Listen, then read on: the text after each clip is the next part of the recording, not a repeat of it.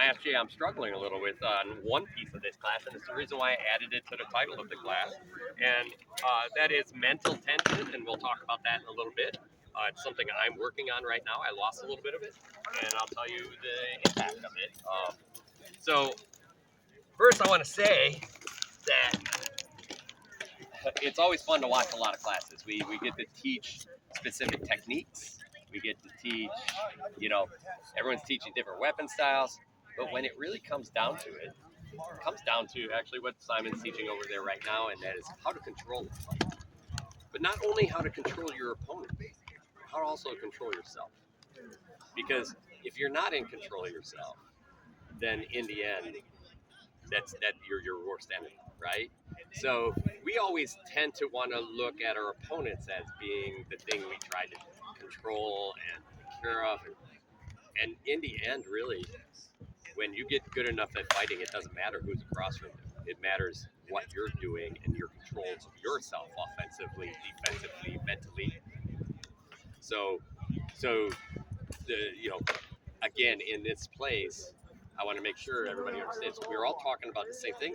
Today, I'm going to talk about the thing I really love doing, and that is just a technique to help that control of the fight, and that is tension.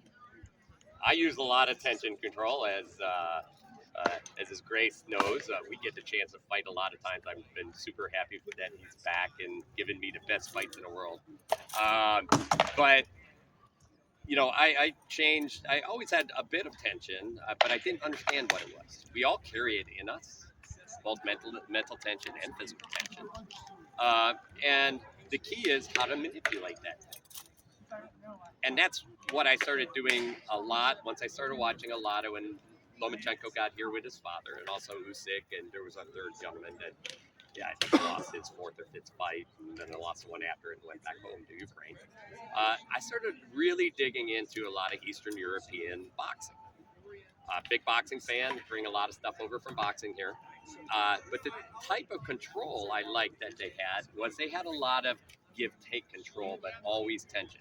There's a Mexican style of boxing does the same thing. It's all about tension, but the Mexican one is you are constantly walking that person down for 12 rounds. You never let full court press for 12 rounds. And the problem there is you get hit a lot, and they take a lot of abuse. Where in Eastern European boxing, they always want to be in a place that you have to have tension in your body. So this goes back to another episode we had at the beginning of today, and that is lead follow. And I'm going to give you this. So when we talk about tension, right now we're going to talk about physical tension. If we are out in essentially, I don't really need this without that much sun. If we're out in what they call, some people call D range, essentially the void where there is no, the range too far for both of us, we have to make an entry point to throw. There's no need for a lot of tension here. So the key is I am doing nothing, you are doing nothing. I don't have to hold tension, you are comfortable, release the tension. Now, how do you feel? Oh, look, we're all ready to fight. Isn't that nice? So immediately tension, right?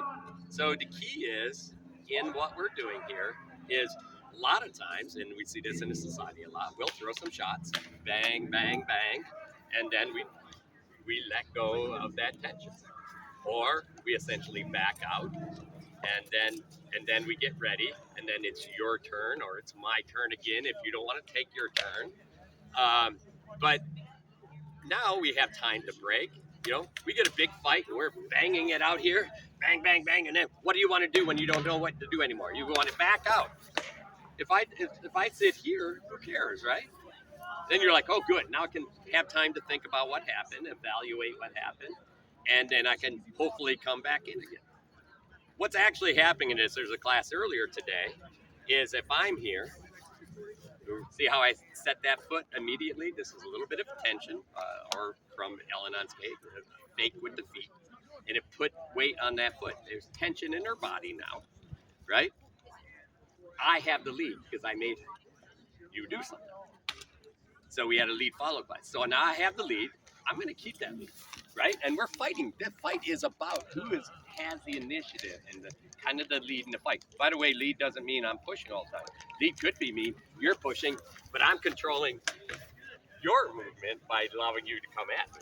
So just be aware that just because I'm going backwards, Muhammad Ali was a master at going backwards and knocking people out. Right? He was in the lead even though he was falling back. Okay? So in this case, I'm falling back, you're following. So I'm still kind of leading this scenario. So, but if I come in this time and we fight, go ahead, bang, bang, bang, and then you want to get out, did I ever give you a chance to release tension? Kind of sucked, didn't it? Right? So the idea is, and I used to do this a lot, is what I would do is I'd make somebody go in tension and then let them kind of do their thing a little bit. And when they wanted to breathe, I would take their breath away from them by putting tension. Because while your body's under tension, you can't get as much oxygen in your system because your lungs are under tension. So in martial arts, Black Belt Magazine, they talked up to 25% of your air is restricted while you're in tension. Okay? So I was like, what if I can just do what they're doing and keep them in tension all the time? So here's an example, and then we're all going to practice this for a second. Come on over here. Okay? You have the lead, and go ahead. Yep. Good. Right? So I'm under tension all here, right? So, bang, bang. You gave me time to breathe, didn't you? Yeah. See, I just relaxed. I found a beautiful space in our relationship where I could relax, take a deep breath, and keep going. Now I'm going to press you. Ready?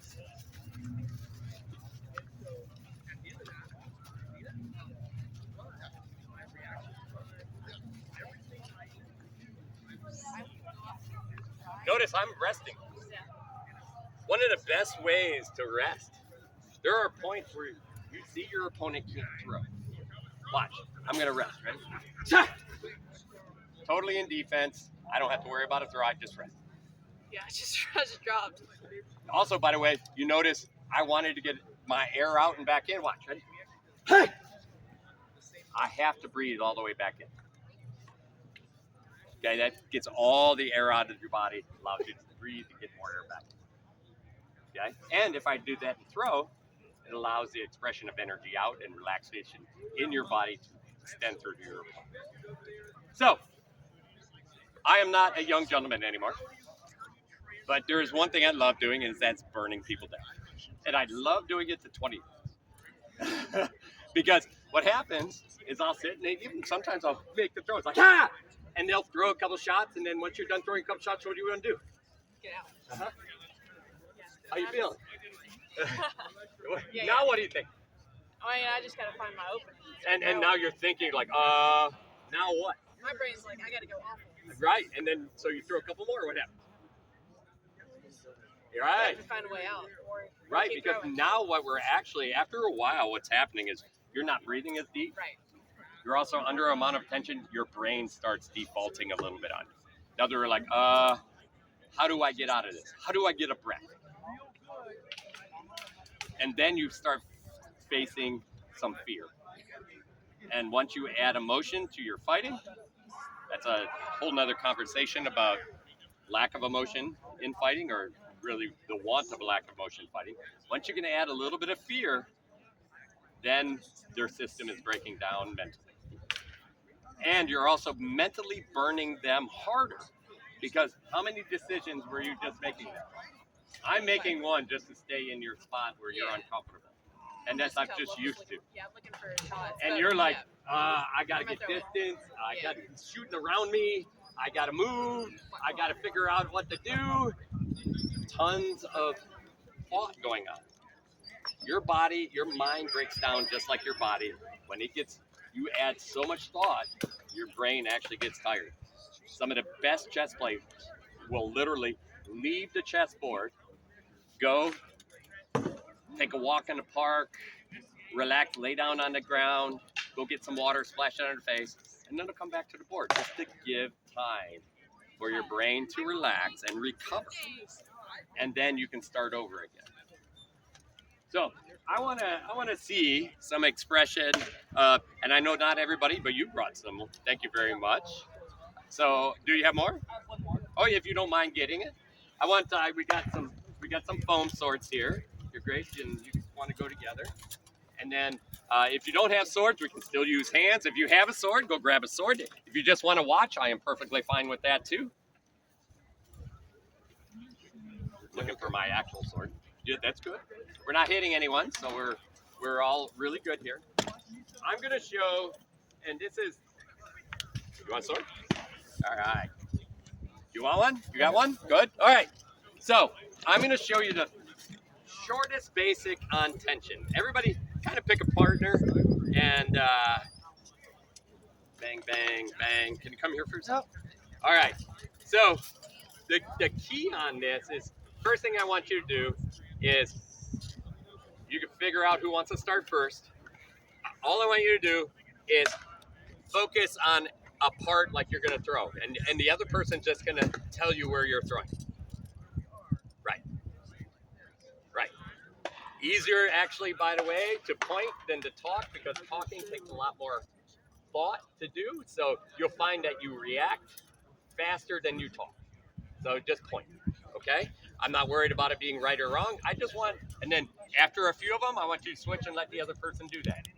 In the middle, if they got them all right, I want you to make those a little smaller. Okay? Ready?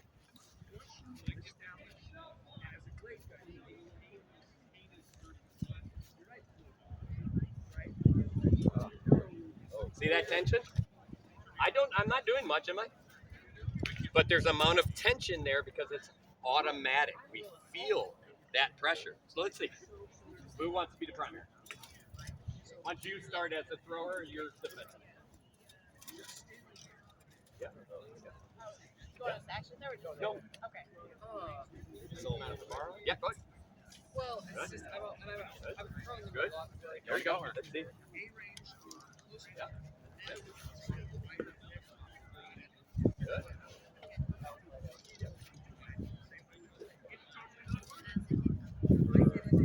It's okay. Just call it.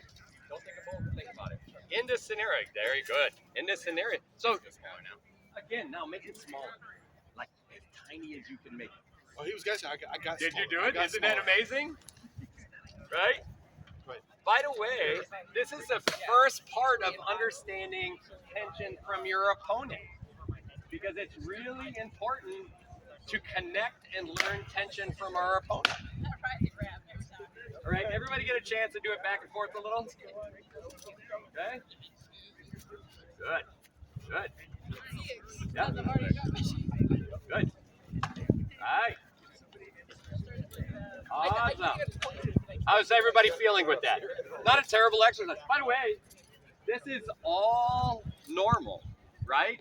You all are creating tension in your body, no matter how good you control it or not. It's just natural in ourselves. Okay? So sometimes, I'm gonna borrow yours.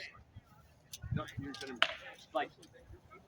I've been watching him for the last 2 days. Very fast. Has really nice stuff. Really nice footwork.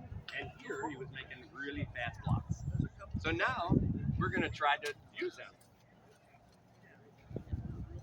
See, there's a lot of action. It started really that processing started getting a little scary. Okay? The idea of what's happening is because you have larger action, sometimes you want to overload. And then when you add it, I use a small primary engine, and then but you go to the other side, you're like, oh! Right? What's happening there is now you're adding a little bit of fear, but you're driving up that energy and tension in the person's body. And that's where we want to hold them for a while. Because if I can hold my opponent in an energy level and never let that go, then they're burning. The key is I'm the one in control, so it allows me to control that energy that I'm using. I'll give you an example. Anybody do any running here? All right?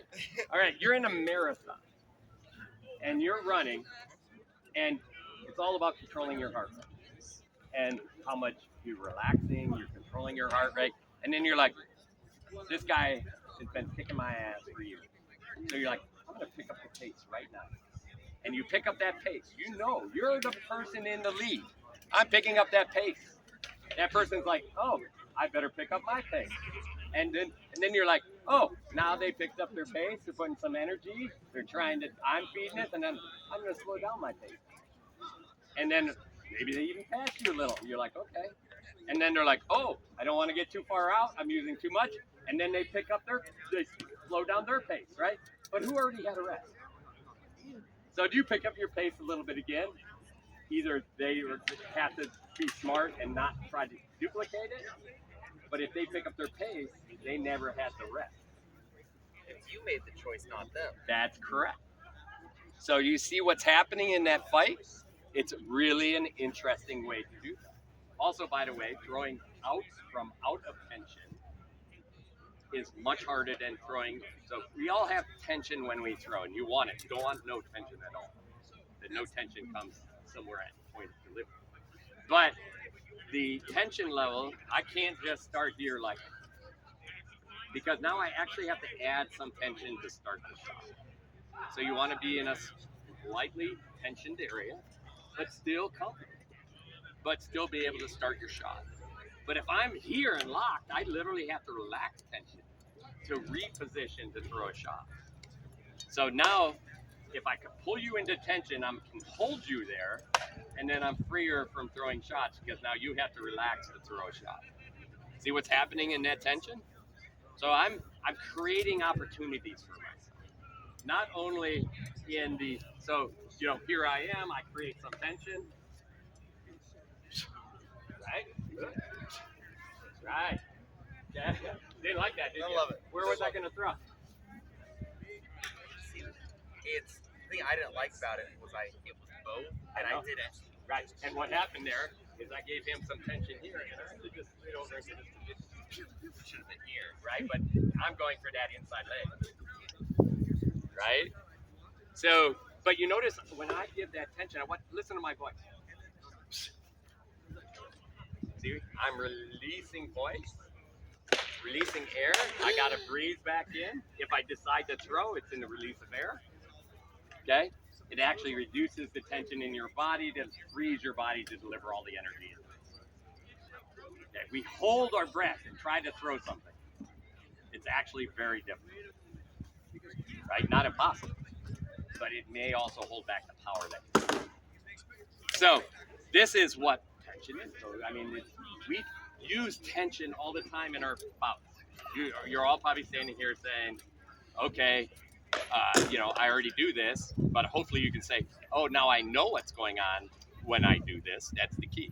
So I'd like you, we're going to do this, a really simple one, like the one I just did. I want you to raise this hand, like, you notice I'm dropping and raising. I want you to raise that hand, and then I want you to slide. Okay, so now we're just adding some tension. That person is stuck in a space, and then you're sliding to a different position. Okay, so tension, move. Okay, only one move. You don't have to move a lot. Just step out. Either way, I don't care. Yeah. Good. Come on over here. I was gonna Do it say, with them. you have my sword. I know. All right, let's do it again. Okay. And don't even worry about throwing. Just give them tension and move. Yes. Now make sure they're in tension. There you go.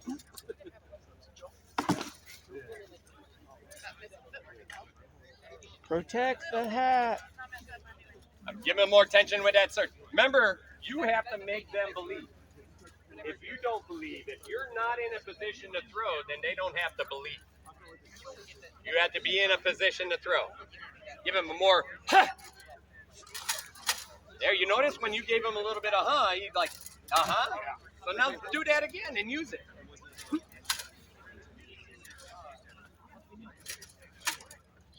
Yep. Now do. Exactly. You're essentially quick tension and okay. Let him do it.